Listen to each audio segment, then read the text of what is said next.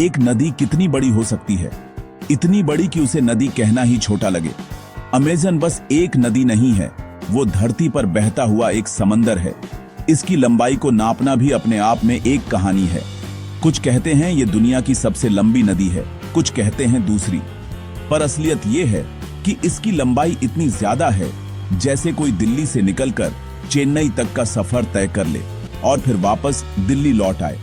ये कोई छोटी मोटी धारा नहीं, ये एक ऐसा रास्ता है जिसे पानी ने हजारों सालों में खुद बनाया है। इसकी विशालता को समझना आसान नहीं, ये सोच से भी परे है। अमेज़न को रिवर सी यानी नदी वाला समंदर यूं ही नहीं कहते। जब बारिश का मौसम आता है तो ये नदी इतनी चौड़ी हो जाती है कि आप इसके एक किनारे पर खड़े होकर दूसरा किनारा देख भी नहीं सकते। सोचिए, एक नदी इतनी चौड़ी कि उसके आर पार देखने के लिए दूरबीन की जरूरत पड़ जाए। कहीं कहीं तो इसकी चौड़ाई 150 किलोमीटर तक पहुंच जाती है।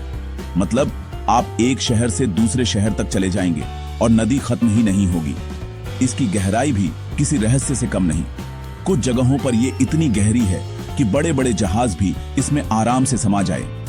ये बस पानी का बहाव नहीं, ये धरती की छाती पर बहता एक जीता जागता अजूबा है। इसकी विशालता का अंदाजा लगाना हो तो यूं समझिए कि दुनिया की 7 सबसे बड़ी नदियों को अगर मिला भी दिया जाए तब भी अमेज़न में उनसे ज्यादा पानी बहता है। ये कोई मामूली बात नहीं है। हर एक सेकंड में ये नदी अटलांटिक महासागर में इतना ताजा पानी डालती है कि उससे पूरी दुनिया के करोड़ों लोगों की प्यास बुझ सकती है। ये पानी की एक छोटी मोटी धारा नहीं, बल्कि एक पूरा का पूरा सागर है जो मीठे पानी से लबालब भरा हुआ है।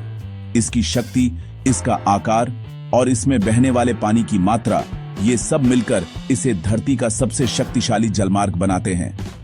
अमेज़न की कहानी सिर्फ आंकड़ों की कहानी नहीं है, ये उस एहसास की कहानी है जो इसके किनारे खड़े होकर महसूस होता है। जब आप वहां होते हैं तो आपको अपनी मौजूदगी बहुत छोटी लगने लगती है। दूर दूर तक फैला पानी, ऊपर नीला आसमान और चारों तरफ घना जंगल। ऐसा लगता है जैसे आप किसी दूसरी दुनिया में आ गए हैं। ये नदी सिर्फ बहती नहीं, ये अपने साथ करोड़ों कहानियां लेकर चलती है। उन जंगलों की कहानियां, उन जीवों की कहानियां और उन इंसानों की कहानियां जो सदियों से इसके किनारे रहते आए हैं। ये एक बहता हुआ इतिहास है, एक बहता हुआ जीवन है। जब हम पानी की बात करते हैं तो अक्सर भूल जाते हैं कि धरती पर पीने लायक मीठा पानी कितना कम है, और उस थोड़े से मीठे पानी का एक बहुत बड़ा हिस्सा अमेज़न नदी अपने सीने में समेटे हुए है। ये नदी दुनिया के कुल ताजे पानी का लगभग 20% हिस्सा अकेले ही समंदर तक पहुंचाती है। ये आंकड़ा इतना बड़ा है कि इसे समझना मुश्किल है। सोचिए, दुनिया की हर 5वीं बूंद ताजे पानी की जो नदियों से होकर समंदर में जाती है वो अमेज़न से ही आती है। ये नदी सिर्फ दक्षिण अमेरिका के लिए नहीं, बल्कि पूरी दुनिया के लिए एक जीवन रेखा है। ये धरती का सबसे बड़ा ताजे पानी का स्रोत है। अमेज़न का ये ताजा पानी सिर्फ इंसानों के लिए ही जरूरी नहीं है। जब ये नदी अटलांटिक महासागर में मिलती है तो वहां के समुद्री जीवन पर भी इसका गहरा असर पड़ता है। ये अपने साथ ढेर सारे पोषक तत्व बहाकर ले जाती है जो समंदर में रहने वाले छोटे छोटे जीवों का भोजन बनते हैं। इन छोटे जीवों को बड़ी मछलियां खाती हैं और इस तरह एक पूरी की पूरी खाद्य श्रृंखला चलती रहती है। अमेज़न का पानी जहां समंदर के खारे पानी से मिलता है, वहां एक अनोखा इकोसिस्टम तैयार होता है। ये नदी सिर्फ जमीन पर ही नहीं, बल्कि समंदर में भी जिंदगी को पालती पोसती है। इस नदी की ताकत का अंदाजा इस बात से भी लगाया जा सकता है कि इसका ताजा पानी समंदर के अंदर सैकड़ों किलोमीटर तक अपना असर बनाए रखता है। समंदर के खारे पानी के बीच अमेज़न के मीठे पानी की एक परत बन जाती है। जहाजों पर चलने वाले नाविक बताते हैं कि समंदर के बीचों बीच भी उन्हें पीने लायक मीठा पानी मिल जाता है। ये अमेज़न का ही जादू है। ये एक ऐसी नदी है जो समंदर में भी अपनी पहचान नहीं खोती। ये सिर्फ पानी का भंडार नहीं, ये एक ऐसी शक्ति है जो धरती के सबसे बड़े जल स्रोत यानी समंदर को भी प्रभावित करने की क्षमता रखती है। आज जब पूरी दुनिया पानी की कमी से जूझ रही है, अमेज़न की अहमियत और भी ज्यादा बढ़ जाती है। ये हमें याद दिलाती है कि प्रकृति हमें कितने अनमोल तोहफे देती है। ये ताजे पानी का विशाल भंडार, ये धरती का दिल है जो लगातार धड़क रहा है और पूरी दुनिया में जीवन का संचार कर रहा है। अगर ये नदी न होती तो शायद हमारी दुनिया ऐसी न होती जैसी आज है।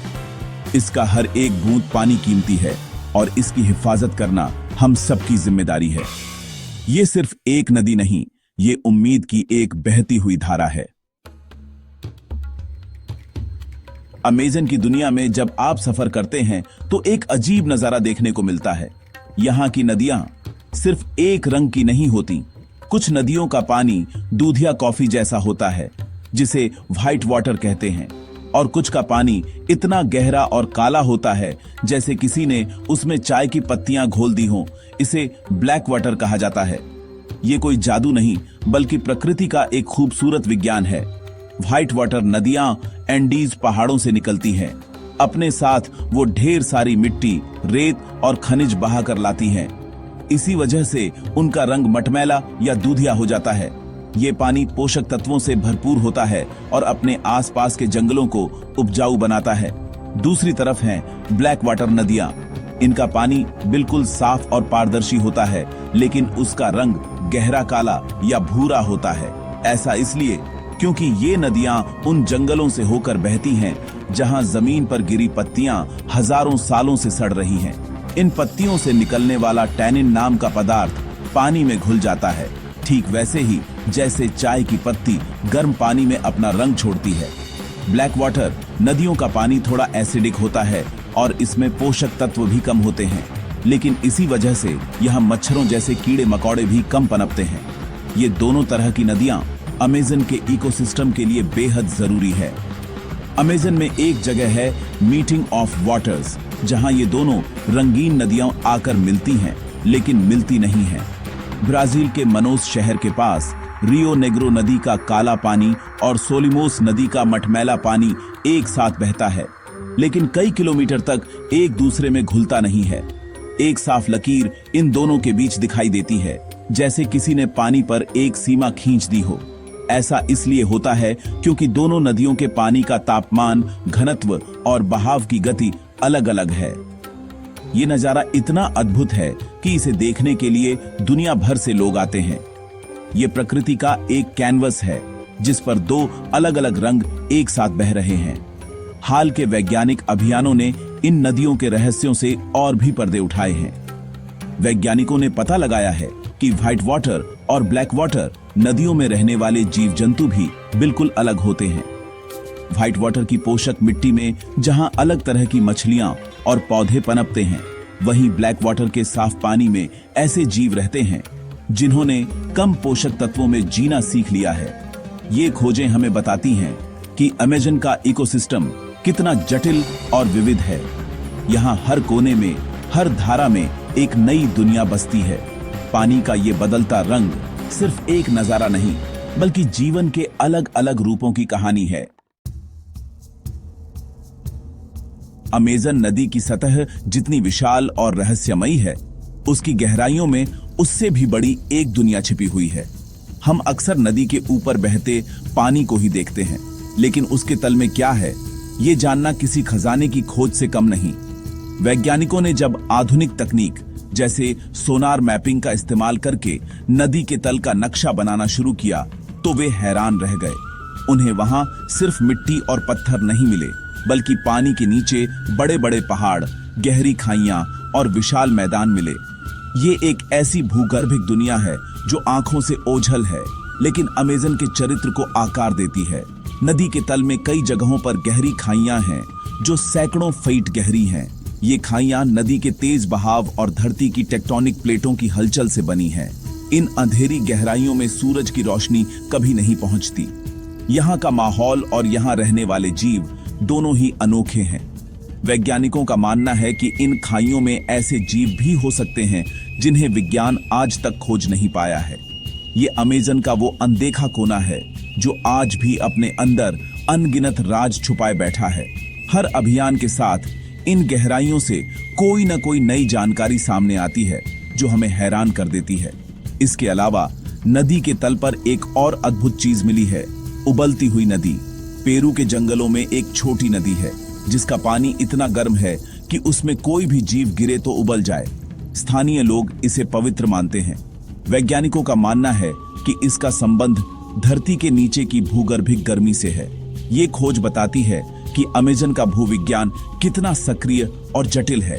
सतह के नीचे सिर्फ ठंडा पानी और मिट्टी ही नहीं, बल्कि धरती के गर्भ से निकलती ऊर्जा भी है जो इस नदी प्रणाली को और भी ज्यादा रहस्यमयी बना देती है। ये सब मिलकर अमेज़न को सिर्फ एक नदी नहीं, बल्कि एक जीवित भूगर्भिक अजूबा बनाते हैं। ये भूगर्भिक संरचनाएं सिर्फ देखने में ही अद्भुत नहीं है, बल्कि ये नदी के बहाव और उसके इकोसिस्टम को भी नियंत्रित करती है। पानी के नीचे की पहाड़ियां नदी की धारा को मोड़ती है और गहरी खाइयां पानी के बहाव को तेज करती है। ये सब मिलकर तय करते हैं कि पोषक तत्व कहां जमा होंगे और कहां किस तरह के जीव रहेंगे। नदी का तल एक तरह से अदृश्य नींव है जिस पर अमेज़न का पूरा जीवन टिका हुआ है। जैसे जैसे हम इन गहराइयों को और ज्यादा खोज रहे हैं, हमें समझ आ रहा है कि अमेज़न की कहानी उसकी सतह से कहीं ज्यादा गहरी है। अमेज़न सिर्फ पानी और पेड़ों का घर नहीं है, ये धरती पर जीवन का सबसे बड़ा और सबसे रंगीन मेला है। यहाँ इतने तरह के जीव जंतु रहते हैं कि उनकी गिनती करना भी नामुमकिन सा लगता है। धरती पर पाई जाने वाली हर 10 प्रजातियों में से एक अमेज़न में ही रहती है। यहाँ की जैव विविधता इतनी ज्यादा है कि एक छोटे से पेड़ पर आपको उतनी चींटियों की प्रजातियां मिल सकती हैं जितनी पूरे इंग्लैंड में नहीं हैं। ये जंगल और नदी दोनों मिलकर एक ऐसा घर बनाते हैं जहां हर जीव ने जीने का अपना एक अनोखा तरीका खोज लिया है। ये प्रकृति की प्रयोगशाला है जहां जीवन हर रोज नए नए रूप लेता है। यहाँ के कुछ जीव तो बिल्कुल किसी कहानी के किरदारों जैसे लगते हैं, जैसे कि गुलाबी डॉल्फिन, जिसे बोटो भी कहते हैं। ये दुनिया की एकमात्र डॉल्फिन है जो ताजे पानी की नदी में रहती है और उसका रंग हल्का गुलाबी होता है। ये बहुत ही बुद्धिमान और मिलनसार जीव है। स्थानीय कहानियों में इसे एक जादुई जीव माना जाता है जो रूप बदल सकता है। इसी तरह यहाँ पिरारुकू नाम की एक विशाल मछली पाई जाती है जो 10 फीट तक लंबी हो सकती है। इस मछली की खासियत ये है कि ये हवा में भी सांस ले सकती है। जब पानी में ऑक्सीजन कम हो जाती है तो ये सतह पर आकर हवा निगल लेती है। ये अनुकूलन उसे अमेज़न के बदलते माहौल में जिंदा रहने में मदद करता है। अमेज़न के जीवों की कहानियां यहीं खत्म नहीं होती। यहाँ दुनिया का सबसे बड़ा चूहा कैपिबारा रहता है जो एक छोटे सुअर जितना बड़ा होता है। यहाँ पेड़ों पर लटकने वाले स्लॉथ हैं जो इतने धीरे चलते हैं कि उनकी पीठ पर काई उग आती है। यहाँ इलेक्ट्रिक ईल है जो अपने शिकार को पकड़ने के लिए बिजली का तेज झटका देती है। और यहाँ एनाकोंडा जैसा विशाल सांप भी है जो दुनिया के सबसे बड़े सांपों में से एक है। हर जीव ने इस मुश्किल माहौल में जिंदा रहने के लिए खुद को ढाला है। किसी ने झर विकसित किया तो किसी ने छिपने की कला सीखी। ये जिंदगी की एक अंतहीन दौड़ है। ये अद्भुत जैव विविधता सिर्फ देखने में ही सुंदर नहीं है, इसका हमारे लिए भी बहुत महत्व है। अमेज़न के कई पौधों और जीवों में ऐसे रासायनिक गुण होते हैं जिनसे नई नई दवाइयां बनाई जा सकती हैं। यहाँ की हर एक प्रजाति, चाहे वो छोटी हो या बड़ी, इस इकोसिस्टम का एक जरूरी हिस्सा है। अगर एक भी प्रजाति खत्म होती है तो उसका असर पूरे जंगल और नदी पर पड़ता है। अमेज़न हमें सिखाता है कि जीवन कितने अलग अलग रूपों में मौजूद हो सकता है और हर रूप अपने आप में कीमती है। ये सिर्फ एक जंगल नहीं, ये जिंदगी का एक जीता जागता संग्रहालय है। अमेज़न नदी और अमेज़न का वर्षावन ये दो अलग अलग चीजें नहीं हैं। ये एक ही शरीर के दो हिस्से हैं जिनकी सांसें एक दूसरे से बंधी हुई हैं। नदी के बिना जंगल का कोई वजूद नहीं और जंगल के बिना नदी शायद इतनी विशाल कभी नहीं होती। ये एक ऐसी गहरी दोस्ती है जो लाखों सालों से चली आ रही है।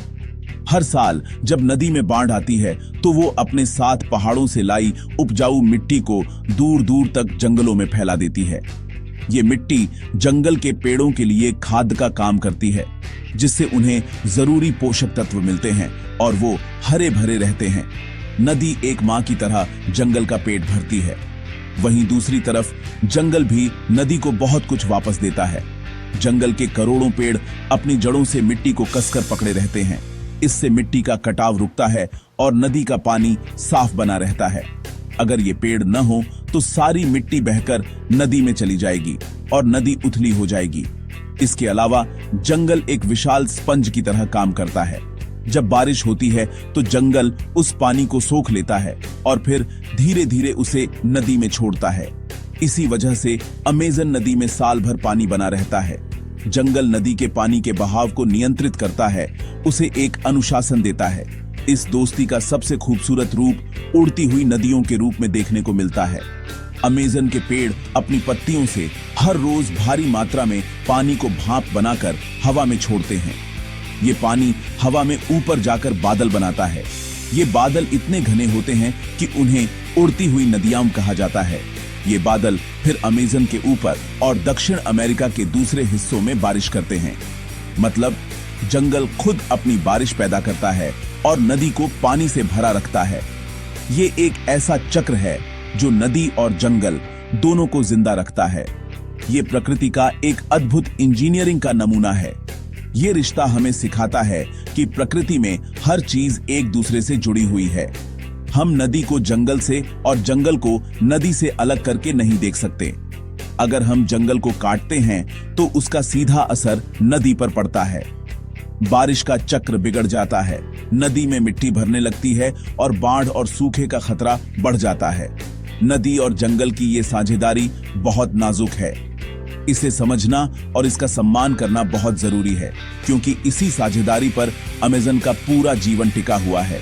ये एक दूसरे को जीवन देते हैं और साथ मिलकर पूरी दुनिया को जीवन देते हैं। अमेज़न को अक्सर धरती के फेफड़े कहा जाता है और ये बात बिल्कुल सही है। जिस तरह हमारे फेफड़े हवा को साफ करते हैं और हमें ऑक्सीजन देते हैं, ठीक उसी तरह अमेज़न का जंगल और नदी मिलकर पूरी दुनिया की जलवायु को संतुलित रखने में मदद करते हैं। अमेज़न के वर्षावन के करोड़ों पेड़ फोटोसिंथेसिस की प्रक्रिया के जरिए हवा से कार्बन डाइऑक्साइड सोखते हैं और बदले में ऑक्सीजन छोड़ते हैं। ये जंगल इतना विशाल है कि दुनिया की लगभग 20% ऑक्सीजन यहीं से पैदा होती है। हम जो हर 5वीं सांस लेते हैं वो एक तरह से अमेज़न का ही तोहफा है। ये सिर्फ एक जंगल नहीं, ये हमारी सांसों का जरिया है। अमेज़न की भूमिका सिर्फ ऑक्सीजन बनाने तक ही सीमित नहीं है। ये दुनिया के क्लाइमेट यानी जलवायु को नियंत्रित करने में भी एक बहुत बड़ा रोल निभाता है। ये जंगल एक विशाल कार्बन सिंक की तरह काम करता है। मतलब ये वायुमंडल से उस कार्बन डाइऑक्साइड को सोख लेता है जो गाड़ियों, फैक्ट्रियों और दूसरे प्रदूषण से पैदा होती है। कार्बन डाइऑक्साइड एक ग्रीन हाउस गैस है जो धरती का तापमान बढ़ाती है। अमेज़न इस गैस को सोखकर ग्लोबल वार्मिंग की रफ्तार को धीमा करने में मदद करता है। अगर अमेज़न न होता तो हमारी धरती आज कहीं ज्यादा गर्म होती और जलवायु परिवर्तन के असर और भी भयानक होते। इसके अलावा जैसा हमने पहले बात की, अमेज़न का जल चक्र भी दुनिया की जलवायु पर असर डालता है। उड़ती हुई नदियां जो यहाँ से उठती हैं वो सिर्फ दक्षिण अमेरिका में ही नहीं बल्कि हजारों किलोमीटर दूर तक मौसम को प्रभावित करती हैं। ये बादल जहां जहां जाते हैं वहां बारिश करते हैं, जिससे खेती होती है और जमीन हरी भरी रहती है। अमेज़न का मौसम का पैटर्न पूरी दुनिया के मौसम के पैटर्न से जुड़ा हुआ है। अगर अमेज़न में कुछ भी गड़बड़ होती है तो उसका असर हमें दुनिया के किसी भी कोने में देखने को मिल सकता है, चाहे वो सूखा हो, बाढ़ हो या फिर तूफान। इसलिए जब हम अमेज़न के बारे में बात करते हैं तो हम सिर्फ एक दूर दराज के जंगल या नदी की बात नहीं कर रहे होते। हम अपनी धरती के स्वास्थ्य की बात कर रहे होते हैं। हम अपनी सांसों की, अपने मौसम की और अपने भविष्य की बात कर रहे होते हैं। अमेज़न का जंगल और नदी ये दोनों मिलकर एक ऐसा सिस्टम बनाते हैं जो पूरी धरती को रहने लायक बनाता है। ये एक प्राकृतिक एयर कंडीशनर, एक एयर प्यूरिफायर और एक मौसम नियंत्रक है जो बिना किसी बिल के 24 घंटे हमारे लिए काम कर रहा है। इसकी कीमत हम कभी नहीं चुका सकते। आज 23 अगस्त 2025 को जब हम अमेज़न की खूबसूरती और इसके महत्व की बात कर रहे हैं, तो हमें उन खतरों पर भी नजर डालनी होगी जो इसके सिर पर मंडरा रहे हैं। अमेज़न आज एक दोराहे पर खड़ा है। एक तरफ उसकी अनमोल विरासत है और दूसरी तरफ इंसानी लालच और लापरवाही से पैदा हुए खतरे। सबसे बड़ा खतरा है जंगलों की कटाई। खेती के लिए जमीन खाली करने, लकड़ी की तस्करी और खनन के लिए हर रोज अमेज़न के हजारों एकड़ जंगल को काटा या जलाया जा रहा है। ये कटाई अब उस मोड़ पर पहुंच रही है जिसे टिपिंग पॉइंट कहते हैं। वैज्ञानिकों का डर है कि अगर ये कटाई नहीं रुकी तो जंगल खुद को ठीक नहीं कर पाएगा और धीरे धीरे एक सूखा घास का मैदान बन जाएगा। 2025 के बाद का समय अमेज़न के लिए बहुत ही नाजुक होने वाला है। जलवायु परिवर्तन का असर अब साफ दिखने लगा है। अमेज़न में अब पहले से ज्यादा सूखे पड़ रहे हैं और जंगलों में आग लगने की घटनाएं भी बढ़ गई हैं। जो जंगल खुद बारिश पैदा करता था, आज वो खुद सूखे की मार झेल रहा है। ये एक खतरनाक चक्र है। जंगल कटने से बारिश कम होती है और बारिश कम होने से जंगल और ज्यादा सूखता है और उसमें आग लगने का खतरा बढ़ जाता है।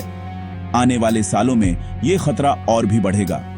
अगर हमने अभी कुछ नहीं किया तो हम शायद इस अनमोल खजाने को हमेशा के लिए खो देंगे। खतरों की लिस्ट यही खत्म नहीं होती।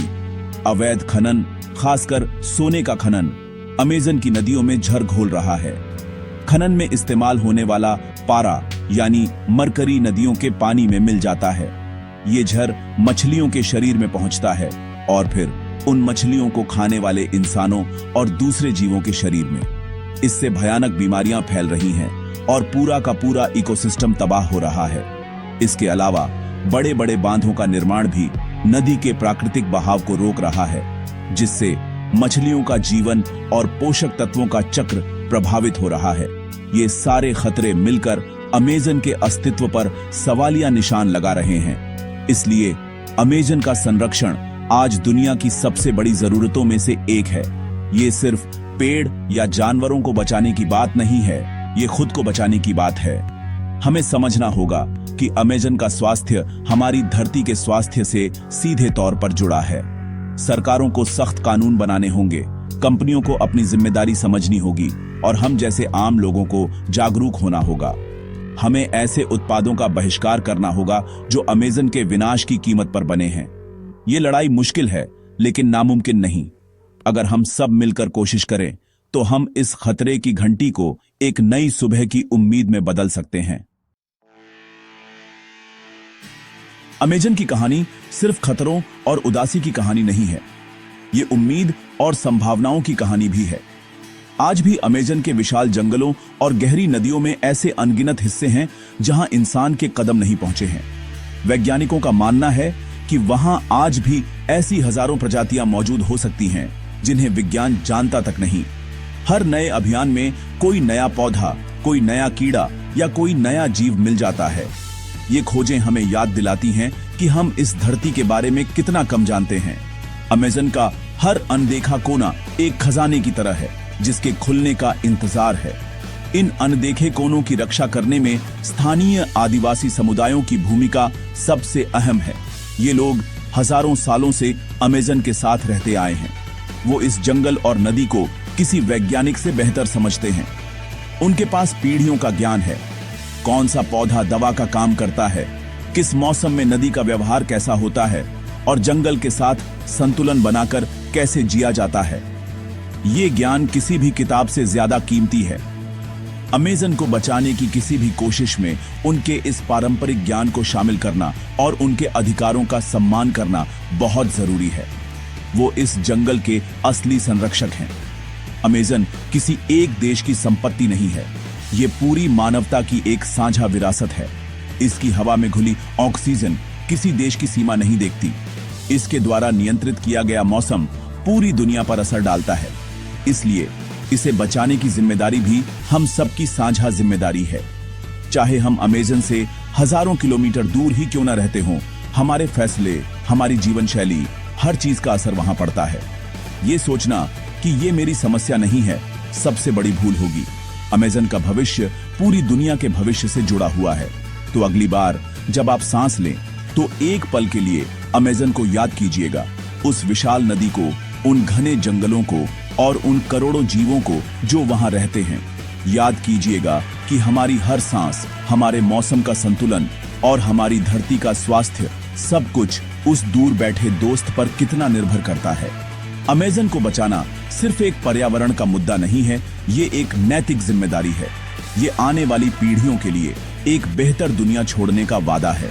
आइए हम सब मिलकर ये वादा निभाएं और ये सुनिश्चित करें कि अमेज़न की ये अनकही दास्तान हमेशा जिंदा रहे, हमेशा बहती रहे।